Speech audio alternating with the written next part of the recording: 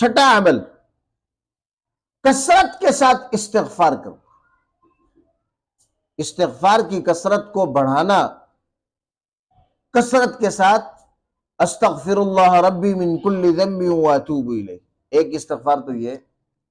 اور ایک استغفار کیا بھی چلتے پھرتے استغفر اللہ،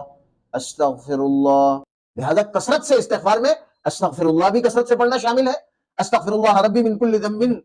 واتوب الیہ بھی شامل ہے، اور اسی طرح اپنی ہی زبان میں اپنے گناہوں کو یاد کر کے اللہ سے توبہ کرنا، یا اللہ میں نے یہ گناہ کیا اس کو معاف فرما دے، یا اللہ میں نے یہ گناہ کیا اس کو، لیکن دل میں نیت سچی ہونی چاہیے کہ صدق دل کے ساتھ توبہ کرنا، اپنے گناہوں پر شرمندہ ہونا، اور اپنے گناہوں آئندہ اس گناہ کو نہ کرنے کا عزم کرنا۔ اگر کوئی اس نیت کے ساتھ 3 مرتبہ استغفر اللہ ربی من کل ذنب واتوب الیہ پڑھے گا، اگر اس کے گناہ سمندر کی جھاگ کے برابر بھی ہوں گے، اللہ سارے گناہوں کو معاف فرما دے۔ چنانچہ کثرت کے ساتھ استغفار کرنا بہت زیادہ ضروری ہے۔